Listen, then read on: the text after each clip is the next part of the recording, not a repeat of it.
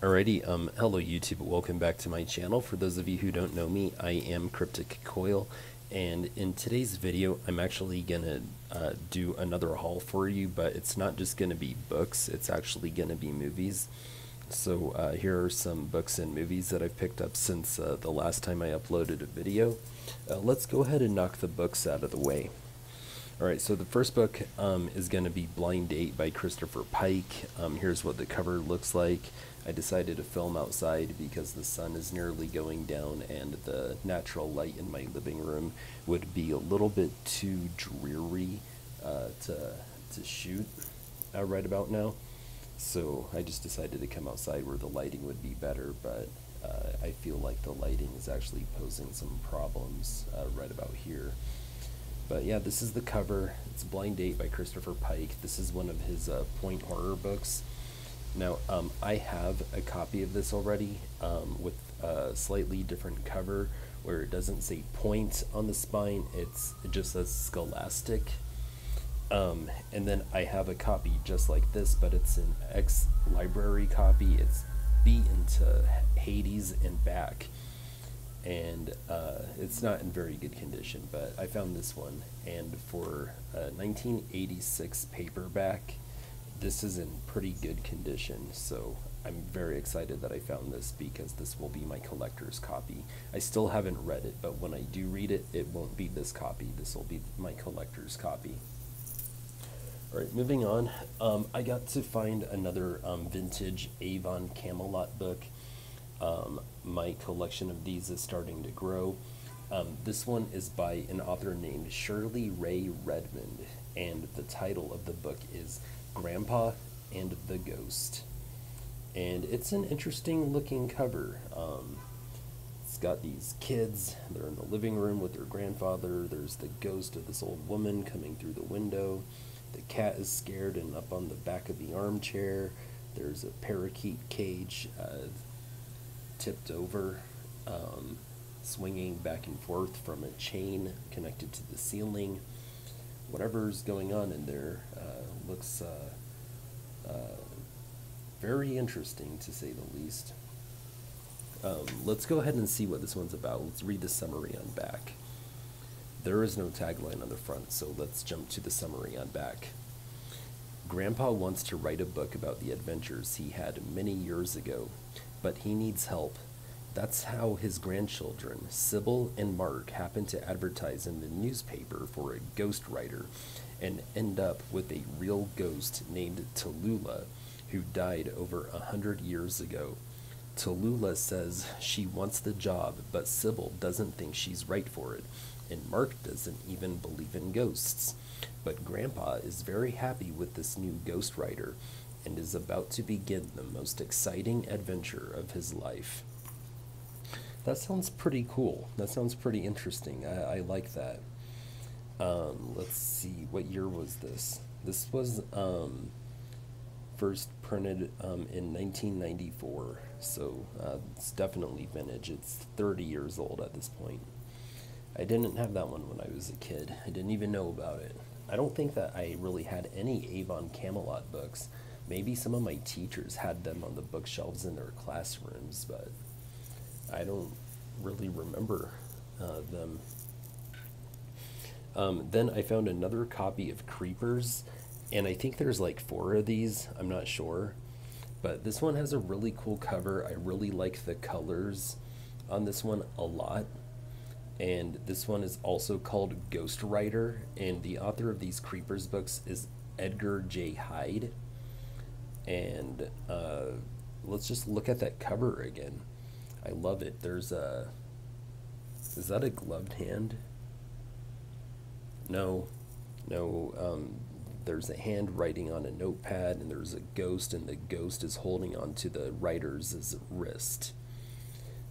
Wonder if that's why it's called Ghostwriter. I wonder if there's a writer being like told what to do by a ghost or something.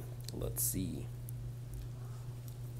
After moving to a new house, the lives of Charlie, Kate, and Neil get turned upside down when they learn their own home might be haunted. Horrific dreams, secret messages, and a wicked cult operating out of the local school become everyday occurrences for this unsuspecting family.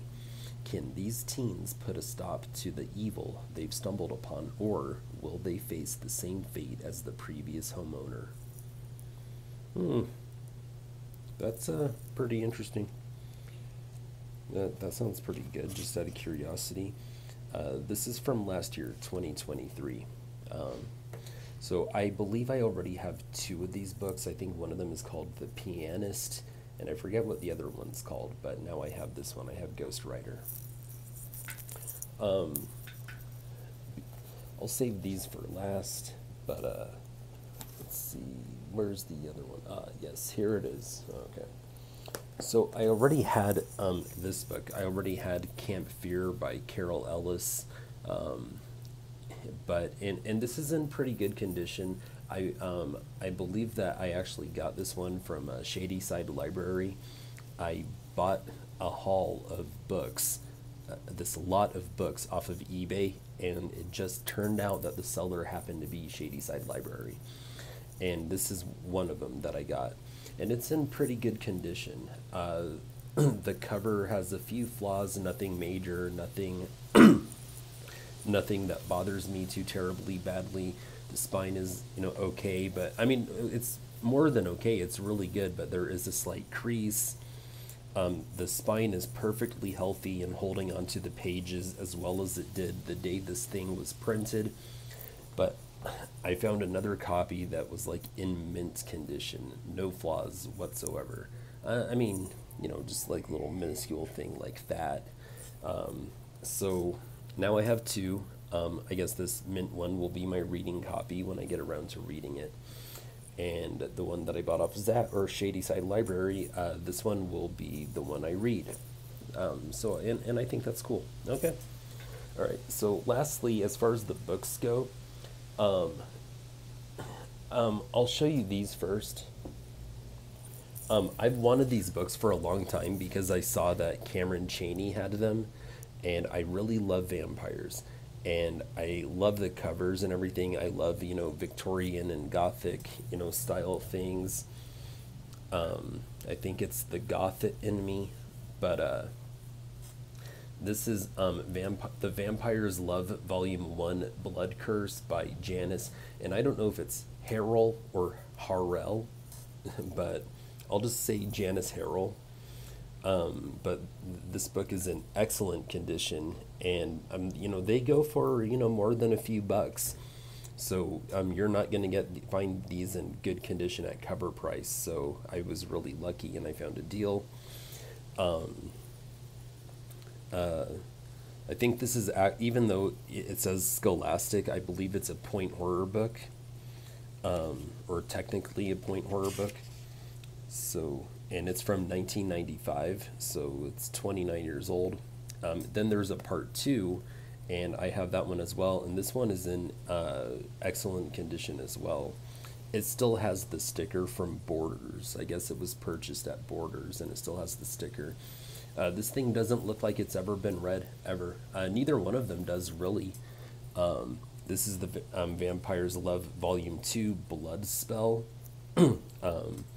But yeah, I mean, that's a great cover as well. Absolutely love it.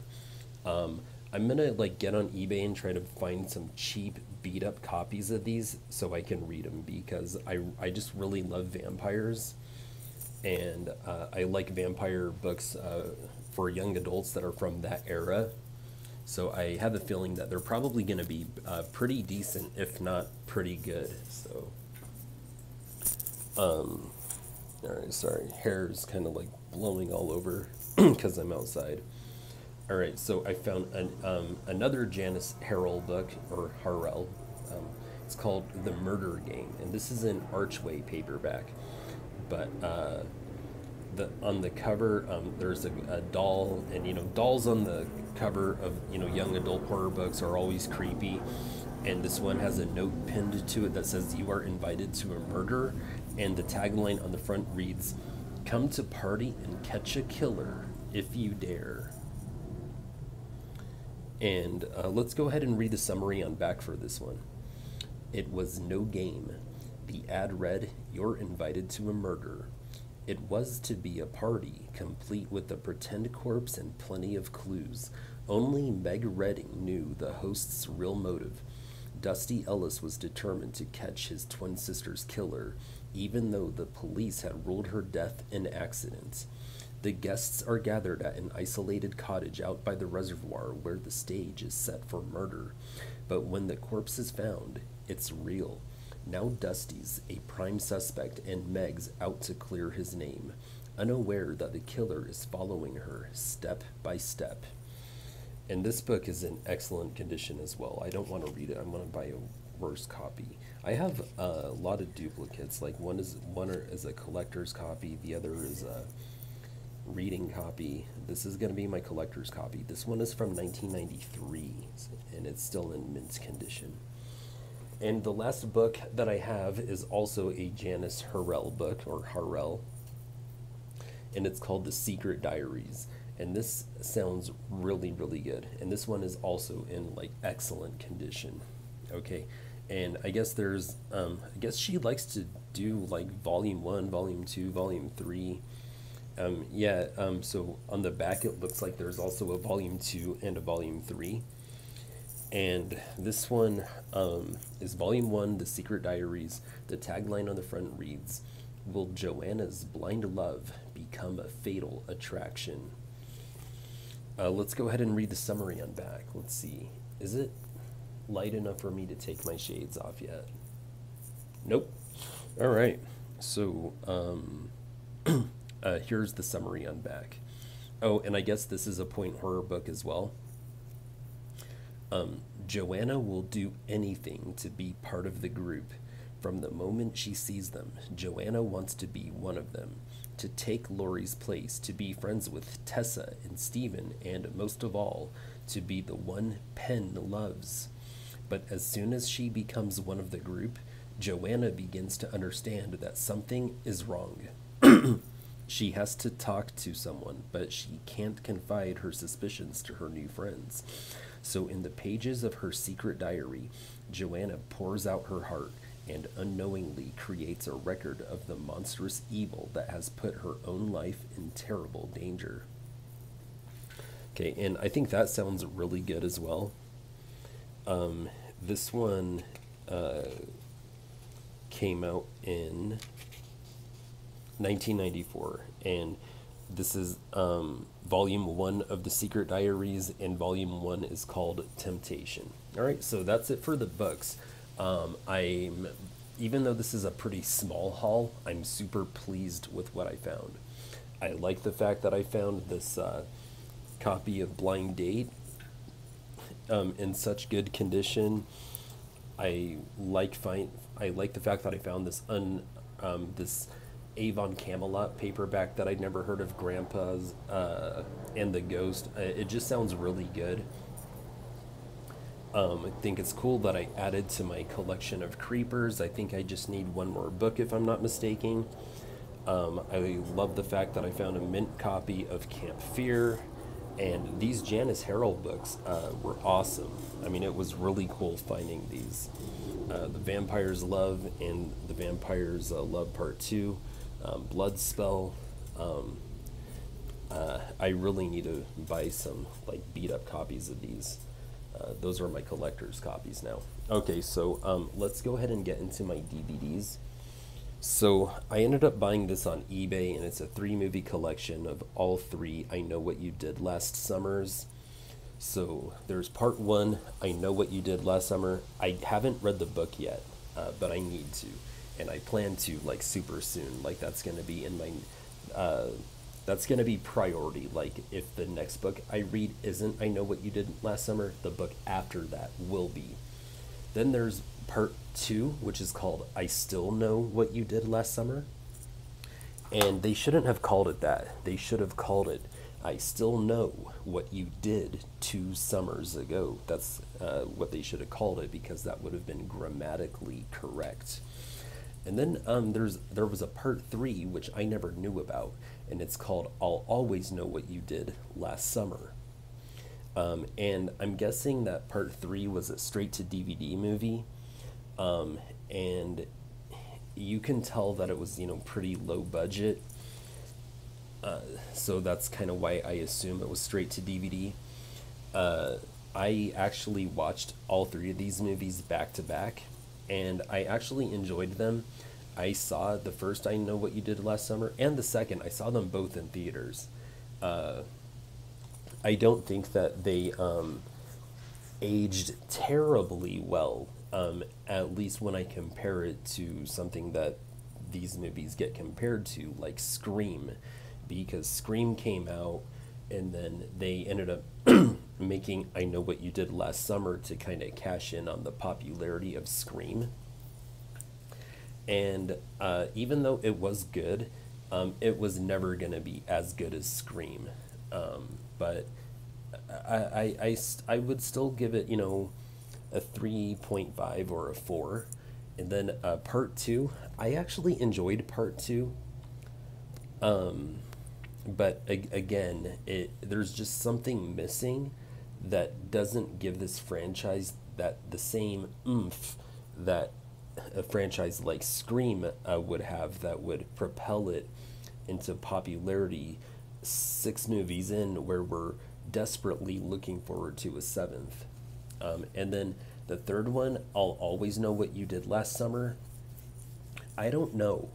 I'm a little afraid to share my opinion on it because I actually enjoyed it. They did something different than what the first 2 movies offered. There was something slightly meta about it that I really liked, and they took it into a direction that I didn't see coming. I was playing by the rules from the first 2 movies, and they did something that I didn't expect. They caught me off guard, and I thought that was really cool, and I really appreciated it. But like I said, I mean, it was low budget. I'm pretty sure it was a straight to DVD movie, and I don't know if everyone else is going to appreciate what I appreciated about the movie. Some people might hate what they did with it, whereas I loved it. So I would also give this like a 3.5 stars, as well, or at least part 3. I'd actually give all 3 of these movies 3.5 stars. Maybe I'd give number 1 4 stars, and the other 2 3.5. All right, so what else do I have? So I've been wanting to see this movie, and it's called You're Next. So there's a horror movie YouTube channel that I like, run by a guy named Cody Leach, and I really like him. I like his style. I love his videos. He's one of those people that every time he makes a video, like, I really, really, really want to watch it. And he's introduced me to some movies that I've never seen and never heard of, and this was one of them. And I just picked this one up since the last time I uploaded a video, and I ended up watching it the other night. And it's because I think that this made Cody Leach's list of favorite horror movies from every year that he's been alive. So he went back to his birth year and told you what his favorite horror movie was from that year, and then every other year that he's been alive since. And this made that list. And what made him sell me on it was that he absolutely loved the final girl in it. And so I watched it, and I've never been like too wild about like home invasion movies, but I do think that this one was really good. I don't know if this one really needed to be his favorite from that year of his life, but I'm not going to argue with him about it either. But still, I mean, it was a solid choice. I enjoyed it. Thank you, Cody Leach, for introducing me to that movie, because I really liked it. I had a lot of fun with it, and there are some things I didn't see coming, and I liked the final girl as well. All right, it looks like it's about time for me to take my shades off. I wear my sunglasses. No, I'm just playing. Okay, all right. So I found this one, and why did I pick this one up? I picked this one up because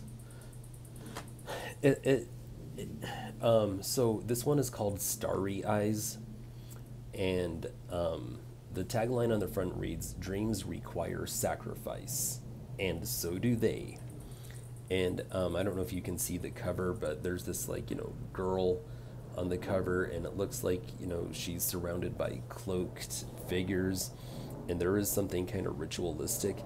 You can't see the cover too well because the cover itself is so dark, and then it's getting dark outside. But I think that was kind of by design.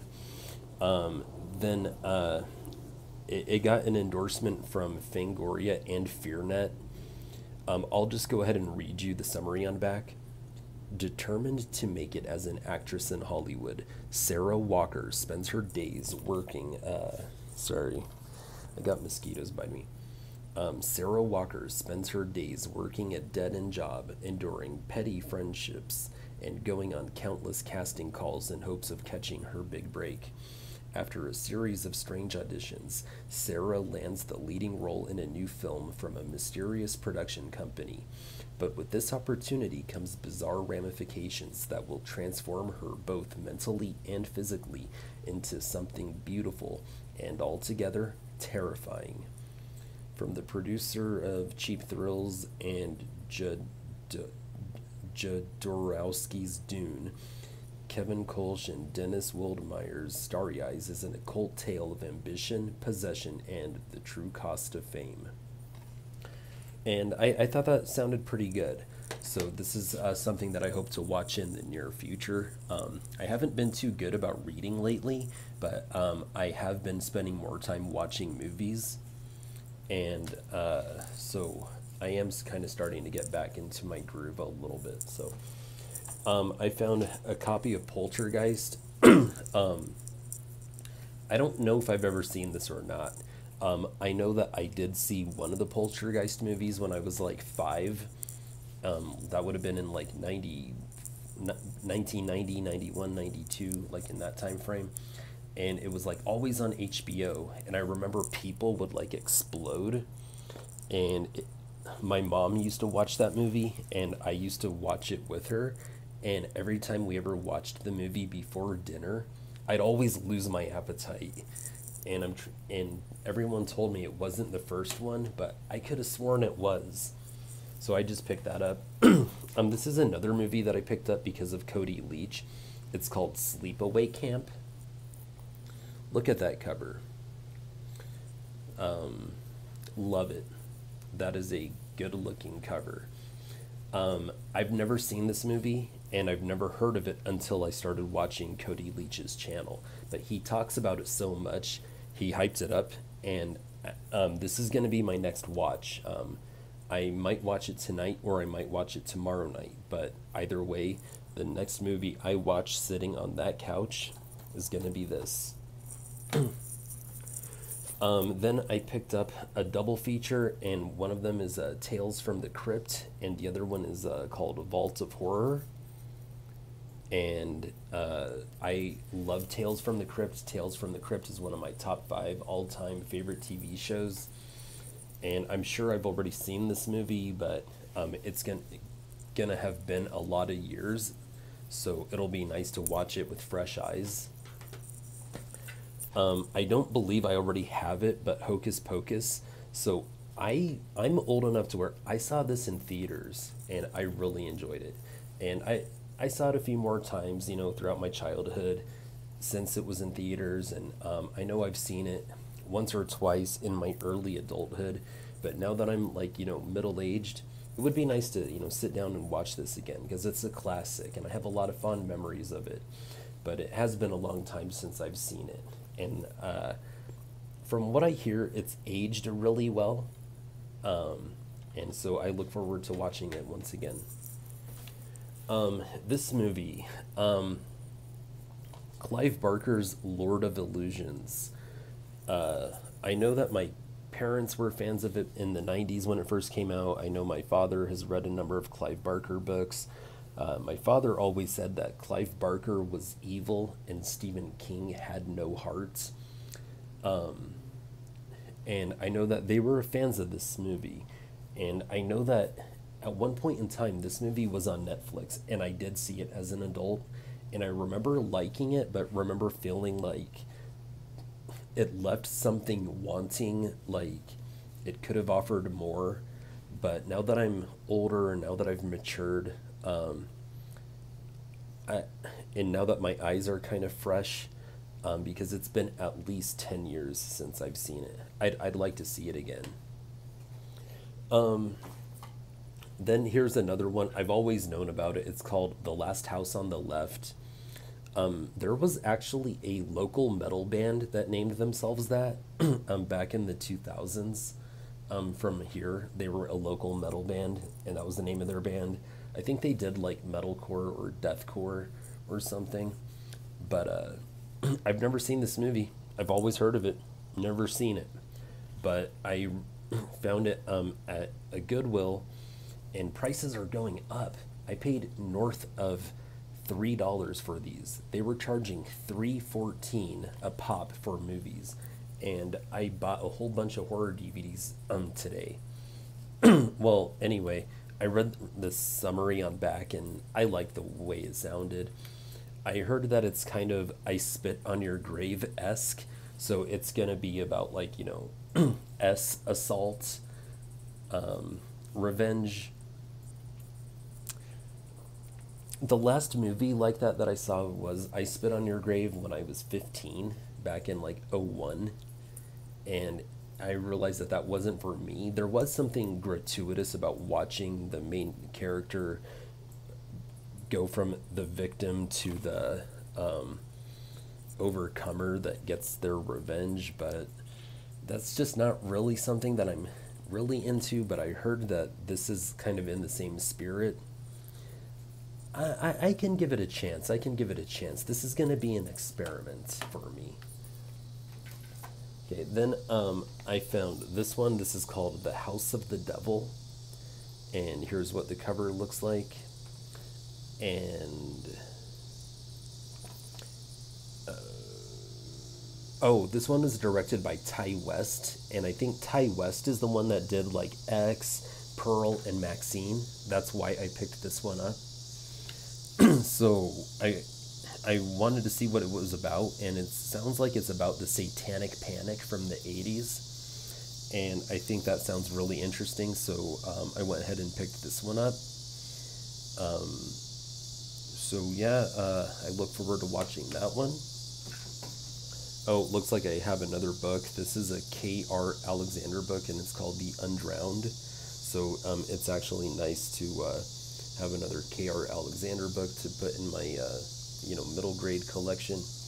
And the last thing that I have to show you guys is this 4-film pack that I found at Goodwill for $3.14. I don't know why they were charging pi for these, but whatever. This one is it's got Pumpkinhead 2, the original Leprechaun, and then Wishmaster and Wishmaster 2. I'd really like to see Wishmaster again, because I know that I saw it when I was like in 6th grade, and I think I remember the opening scene, but I don't remember it that well.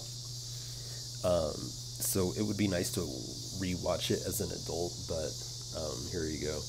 Got Pumpkinhead 2. I don't know why they would put part 2 and not part 1, but I guess I'll watch it. I have all the Leprechaun movies on DVD, except for the new one that was made for the Sci-Fi Channel, so I didn't need that. But I think it was the Wishmasters that really sold me on this copy. But anyway, I'll go ahead and let you guys go. Thank you guys for watching. I hope you enjoyed this latest haul. I'll let you know what I think about Sleepaway Camp, and I'm thinking that I might even do a review of the I Know What You Did Last Summers.